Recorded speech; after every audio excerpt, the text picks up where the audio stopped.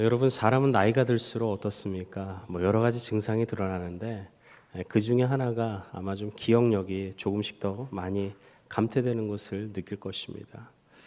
특별히 이 기억력이 감퇴되는 그 분들, 더 많이 기억력이 감퇴되는 분들의 특징이 있는데, 삶 속에서 좀 많은 스트레스를 받는 분들, 그리고 극도의 긴장감 속에서 계속 일을 하시는 분들, 그리고 좀 수면이 충분하지 않은 분들이 조금 더 이 기억력 감퇴가 좀 빠르게 진행된다라고 합니다.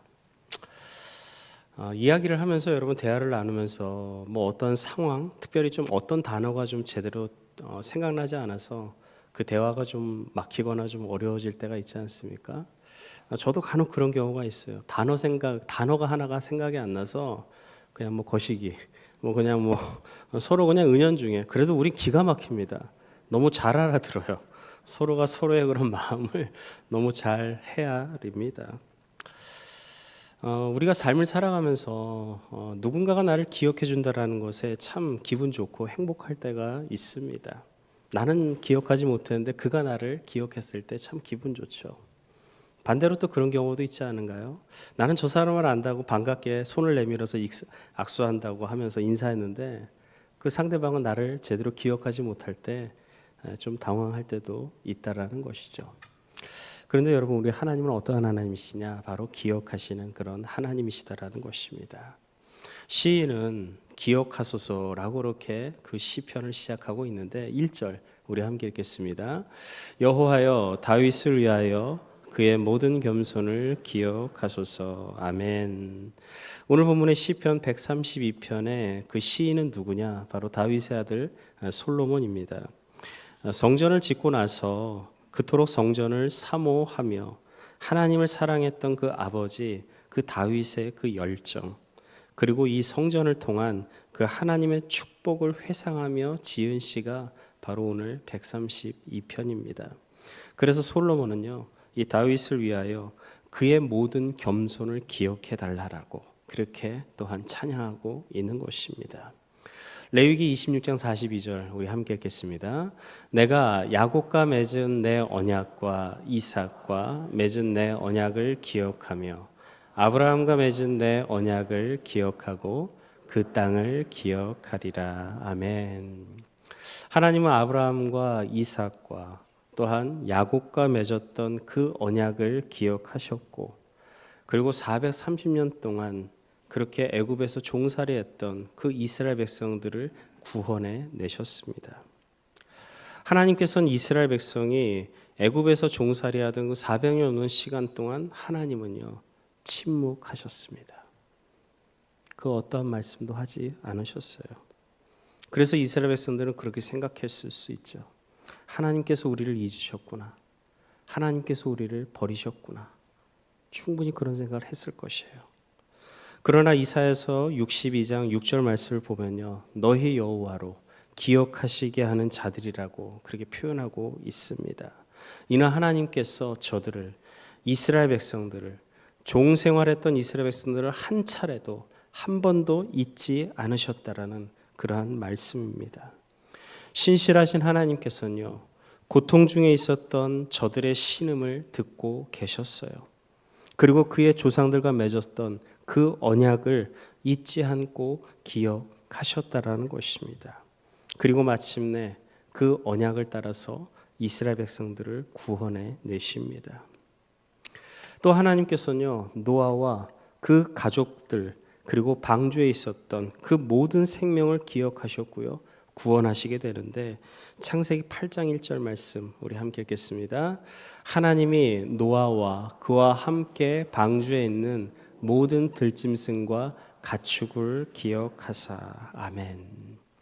하나님께서는 노아와 그의 가족들, 그 모든 가축들을 한순간도 잊지 않으시고 기억하셨다라는 것입니다. 폭우가 내리기 일주일 전이었어요. 하나님께서 이제 노아에게 이제 방주 안으로 들어가라고 그렇게 말씀하십니다. 그런데 중요한 것은요, 언제 방주에서 나와도 되는지 그것을 말씀해 주지 않으셨던 것이에요. 언제 방주에서 나와야 될지. 그 시간이 1년도 넘었습니다. 그 기간 동안 하나님께서는 침묵하셨던 것이에요. 그러니까 노아와 그의 가족들은 1년 동안 꼼짝없이 방주 안에 갇혀 있었다라는 것입니다. 얼마나 지루하고 얼마나 답답했겠습니까? 매일매일 하나님께서 그러한 상황들을 알려주시면 그래도 방주 안에 있는 시간들이 조금 견딜 수 있지 않을까요? 여러분 요즘 차를 타면 어떻습니까? 목적지를 설정하면 내비게이션이 잘 알려줍니다. 목적지까지 어느 정도 시간이 남았는지, 지금 내가 지나가는 지역이 어디인지 실시간으로 우리는 잘 알고 있습니다. 그런데 노아와 그의 가족들은요, 전혀 그곳에서 어느 정도 있어야 될지 알 수가 없었어요. 그리고 방주는 뭐 지금 우리가 흔히 보는 크루즈선과 같은 그런 좋은 배입니까? 그렇지도 않았죠. 그렇게 안락한 환경도 아니었습니다. 심지어 모든 짐승들이 한 쌍 있었기 때문에 그 짐승들이 내뿜는 그 냄새는 얼마나 심각하고 얼마나 심했을까요? 1년이라는 시간도 지나고 무려 17일이 더 지나갔습니다. 정말 따분하고 불편했던 그러한 시간이 아닐 수가 없었을 것이에요. 그런데 하나님께서는 단 한 번도 말씀하시지 않았다는 것이에요. 하지만 하나님께서는요, 노아가 방주에 들어간 그 날부터 쭉 노아와 그리고 그 가족들과 함께 하셨다라는 것입니다. 그래서 친히 그 방주를 인도하셨고, 그리고 이제 땅에 바람이 불어서 모든 물이 다 빠지게 하셨다라는 것입니다. 여러분, 하나님께서는요, 우리를 끊임없이 기억하시는 그런 하나님이십니다. 그런데 우리는 여러분, 그 삶 속에서 내 생활이 마치 방주처럼 답답하고 힘겨운 그런 시간들이 있지는 않습니까? 하나님의 응답이 없다고 해서, 그리고 내 고난의 그 시간이 길어진다라고 하여서 혹시나 하나님께서 나를 잊으신 것 아닐까, 그런 생각을 할 때가 있지는 않습니까? 때로는 하나님께서 정말 나 같은 사람 버리셨나? 그런 오해도 할 수 있을 것이에요. 나 같은 사람에게는 관심도 없으시고 나를 사랑하지 않는다, 그런 생각을 느낄 때도 분명 있을 것입니다. 우리는 하나님의 그 침묵 앞에서 괴로워하고 또 포기하려고 할 때가 있을 것이에요. 어쩌면 신앙생활, 그 믿음 생활하면서 가장 어려운 것이 이런 괴로움 아닐까라는 생각을 합니다. 하나님의 그 침묵이 길어질수록 내가 무엇인가 버림받은 존재 같고 무시당하는 것 같으며 또 외면받는다라는 그런 생각이 계속 내 마음과 내 생각을 짓누르고 있다라는 것이죠. 하나님의 침묵으로 인한 그런 고통은 어찌 보면 경험해 본 사람만이 잘 알 수 있을 것입니다. 대표적으로 누가 있습니까? 우리가 잘 아는 욥이 있지 않겠습니까? 욥. 하루아침에 재산은 물론 자녀들도 다 잃게 되고요. 심지어 자신의 몸마저 병이 들게 됩니다. 욥의 아내조차 하나님을 욕하며 죽으라라고 그렇게 저주 섞인 말도 했다라는 것이죠. 그러니까 지금 욥과 그 상황이 얼마나 비참한지 그 아내의 말 한마디를 통해서 대강 짐작할 수 있다라는 것입니다. 욥은 그 상황 속에서, 그 고난 중에서도 입술로 범죄하지 않고요, 하나님께 부르짖어 기도합니다. 그런데 그럼에도 하나님께서는 침묵하셨다라는 것이에요.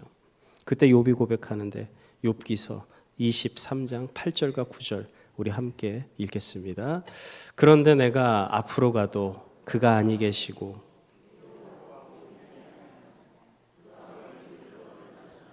내가 만날 수 없고 그가 오른쪽으로 돌이키시나 배울 수 없구나. 아멘.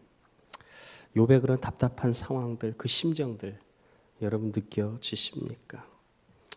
우리도 무엇인가 하나님께 간구한다고 하는데 하나님께서 침묵하실 때가 있다라는 것이죠. 그런데 여러분, 하나님이 침묵하신다고 해서 하나님께서 결코 우리를 잊어버리시는 것이 아니다라는 것입니다.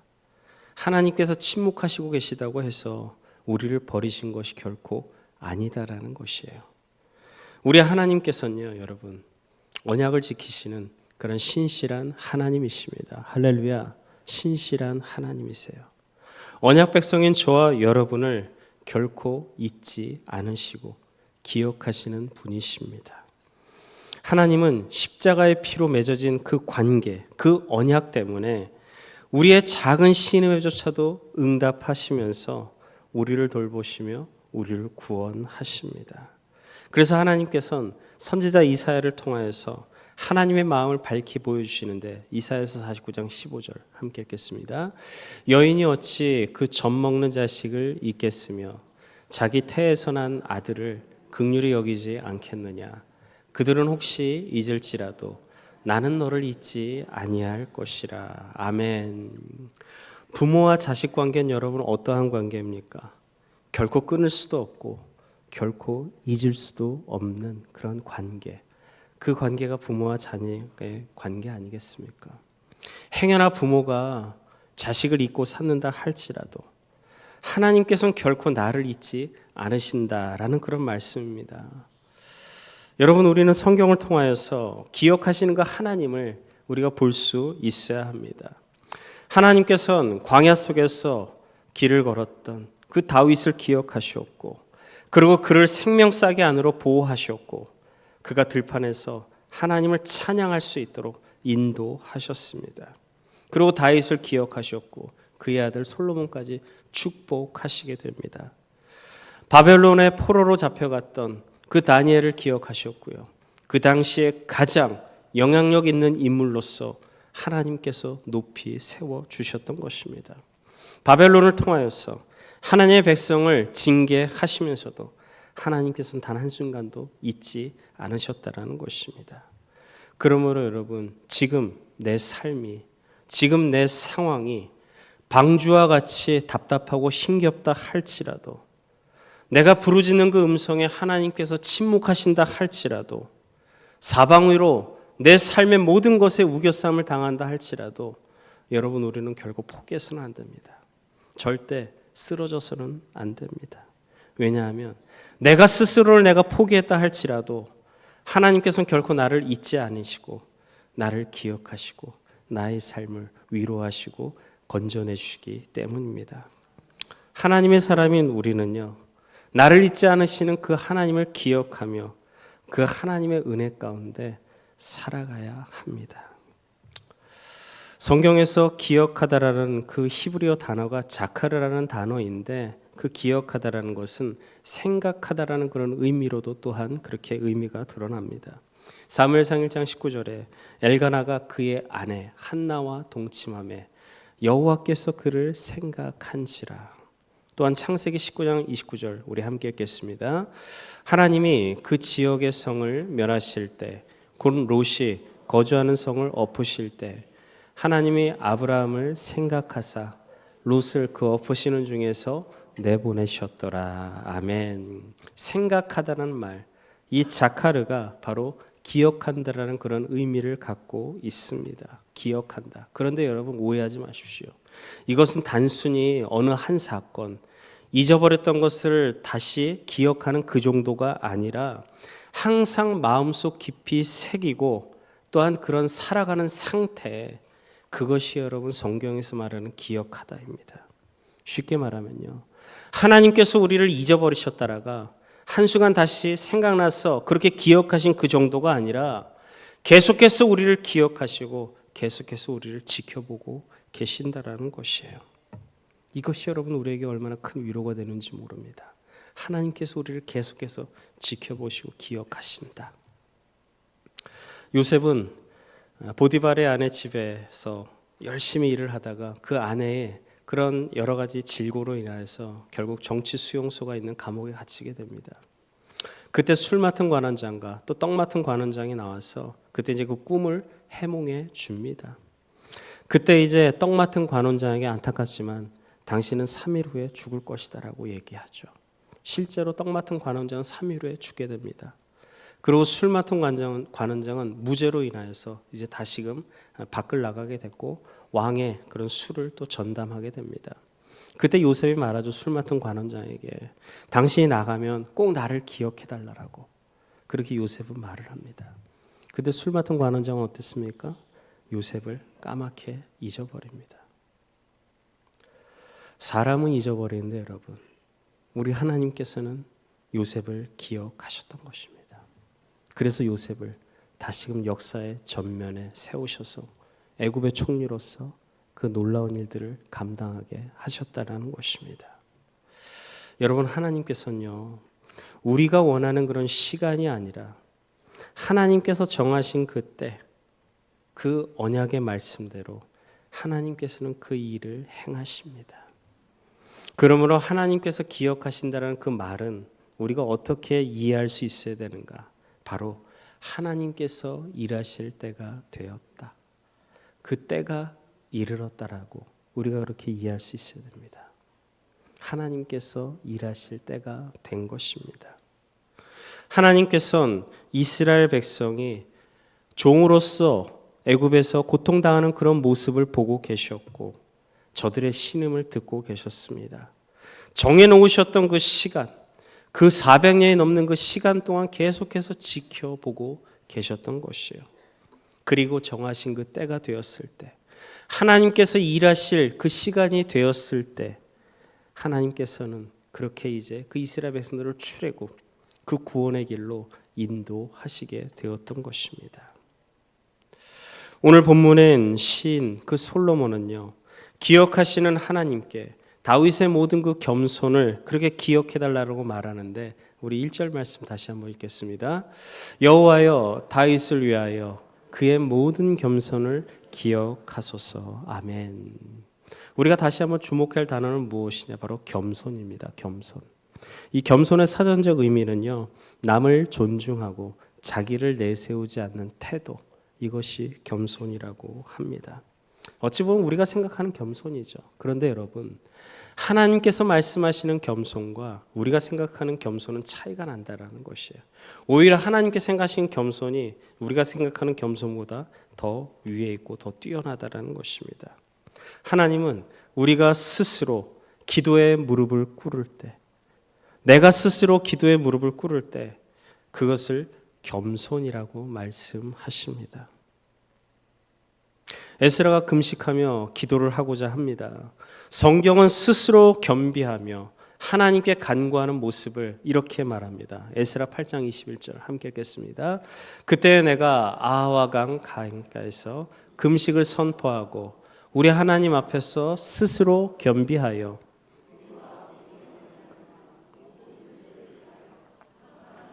그에게 간구하였으니. 아멘. 스스로 겸비하는 것, 이것이 겸손이에요. 다니엘이 하나님의 뜻을 알고자 21일 동안 금식하며 기도를 시작했을 때 성경은 또한 그것을 스스로 겸비한 것이다라고 말하는데, 다니엘서 10장 12절 함께 읽겠습니다.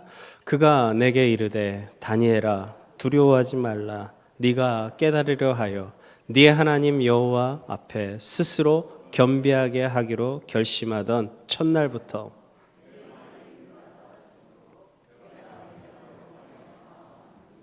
아멘. 여러분, 기도라는 것을 좀 우리가 다시 한번 정해야 될 수 있지 않겠습니까? 기도라는 것은 무엇인가? 내가 내 힘으로 할 수 없음을 깨닫는 것. 내가 내 힘으로 할 수 없음을 깨닫고 하나님 앞에서 스스로 낮아지는 것. 여러분, 이것이 기도입니다. 기도예요. 그러므로 여러분, 우리가 행여나 기도하지 않는다, 기도하지 않는 상태가 얼마나 교만한 것이고 얼마나 또한 쉽게 교만으로 기울을 수 있는지 우리는 그것을 깨달을 수 있어야 합니다. 결국 주님 앞에서 기도의 무릎을 꿇는 것, 그것이 여러분 진정한 겸손이라는 것입니다. 사람이 말하는 겸손과 하나님이 말씀하시는 겸손은 이렇게 차이가 납니다. 오늘 본문에서 다윗의 아들 솔로몬은요, 다윗이 서운했던 것을 그렇게 또한 말하고 있는데 2절에서 5절 우리 함께 읽겠습니다. 그가 여호와께 맹세하며 야곱의 전능자에게 서원하기를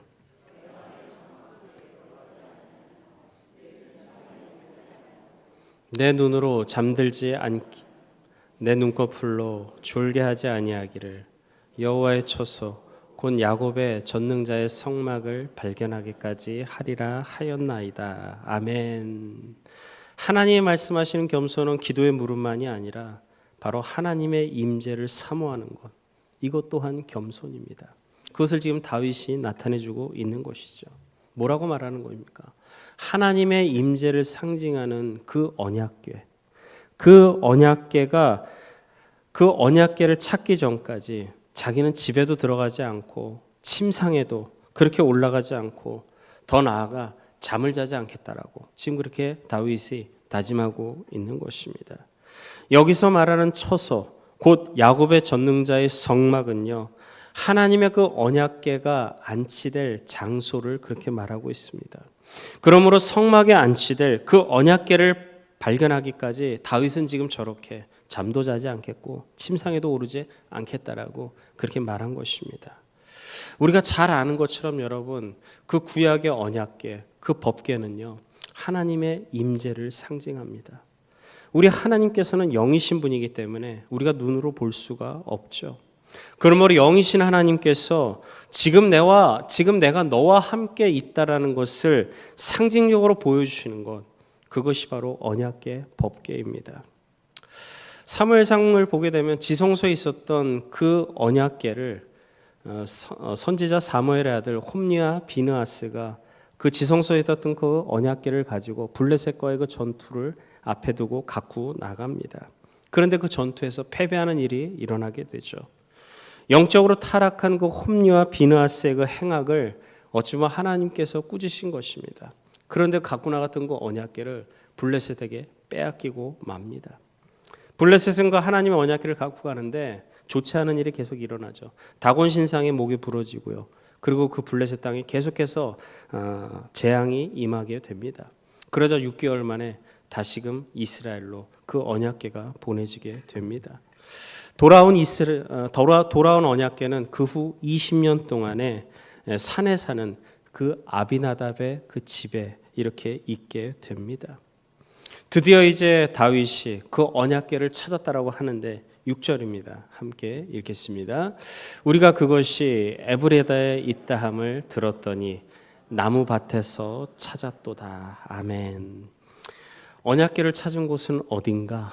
에브라다에 있는 나무밭에서 찾았다라는 것입니다. 에브라다는 어디냐? 바로 기럇 여아림을 뜻합니다.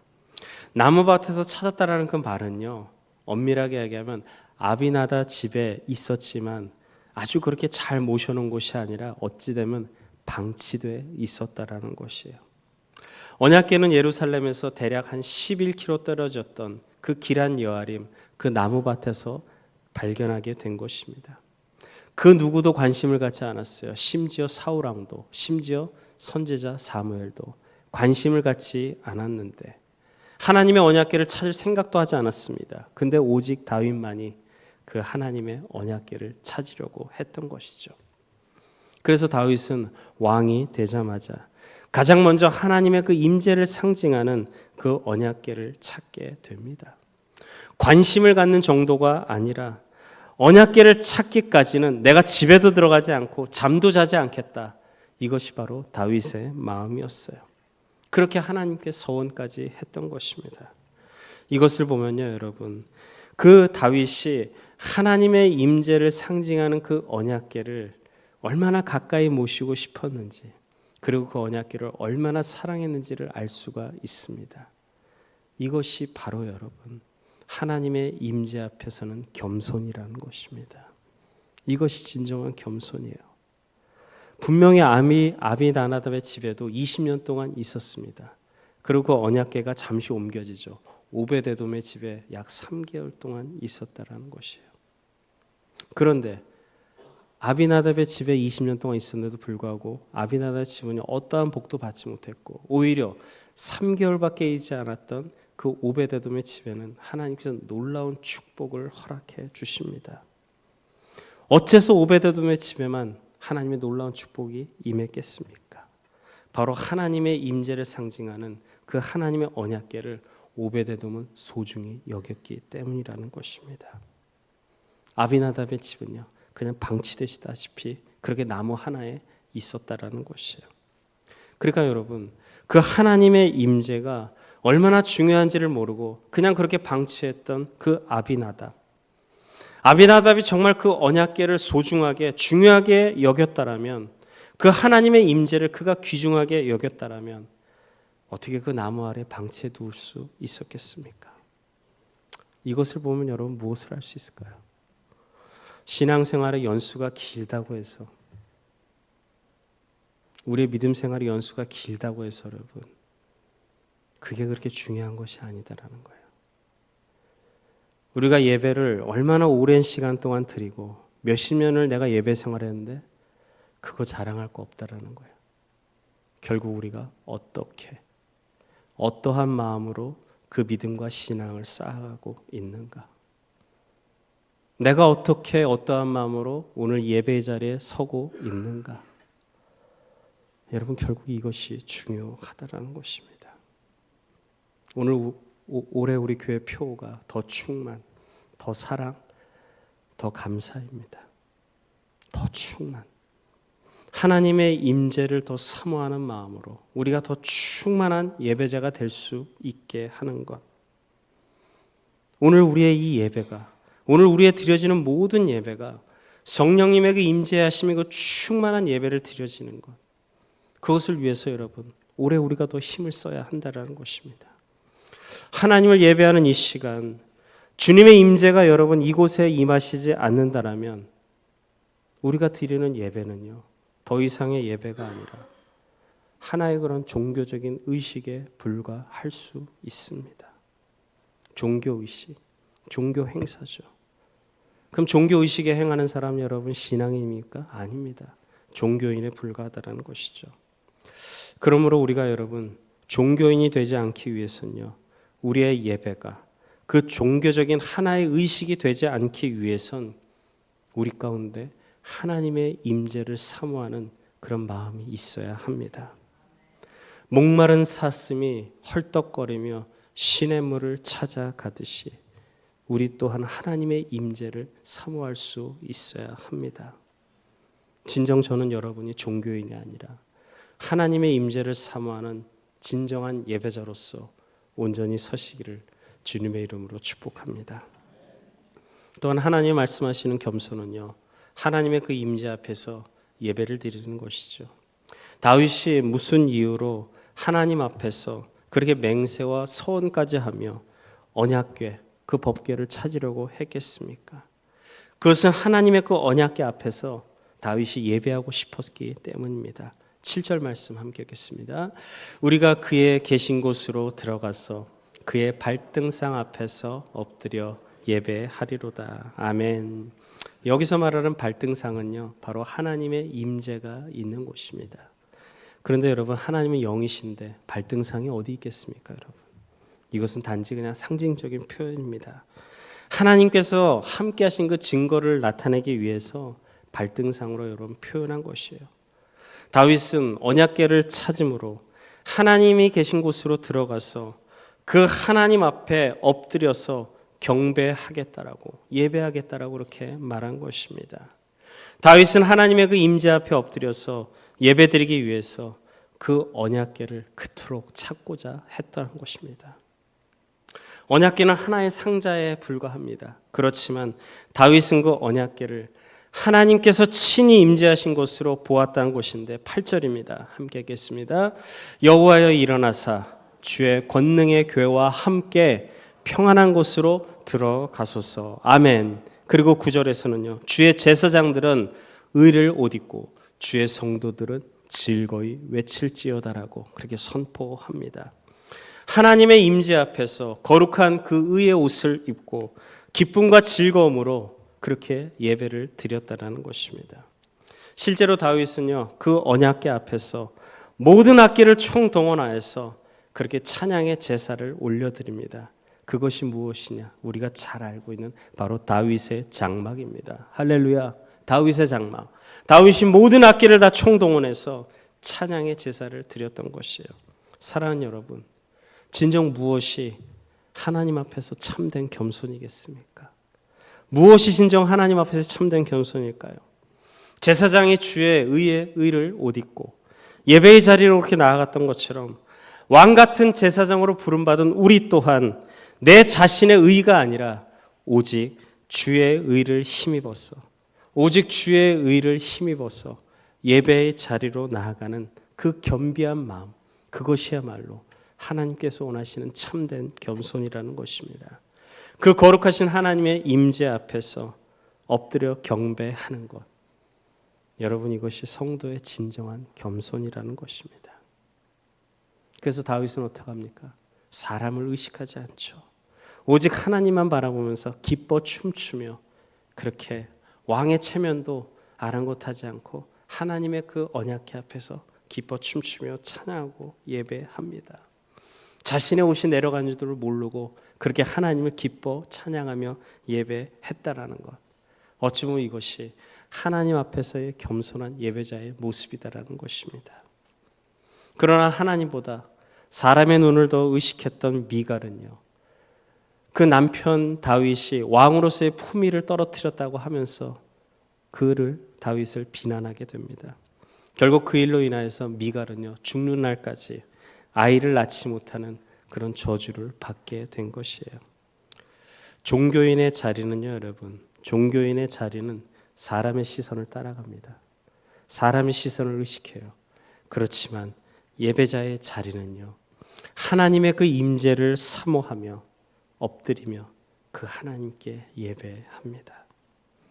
저는 우리 성도들이 미갈과 같이 사람의 시선을 생각하는 것이 아니라 지금 내 영혼이 기뻐 춤추며 하나님 앞에 겸비한 자로서 온전히 설 수 있는 참된 예배자가 되길 간절히 소망합니다. 하나님의 임재를 사모하며 그 임재 앞에서 기쁨으로 예배하고 내 의가 아니라 주님께서 허락하신 그 주의 의를 옷 입고 겸손히 하나님 앞에서는 그런 예배자가 되길 간절히 소망합니다. 그러할 때 하나님께서 우리의 겸손을 기억해 주실 것이고요.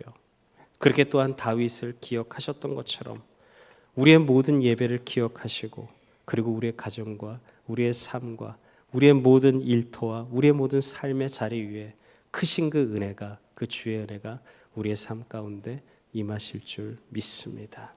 두려워하지 마십시오.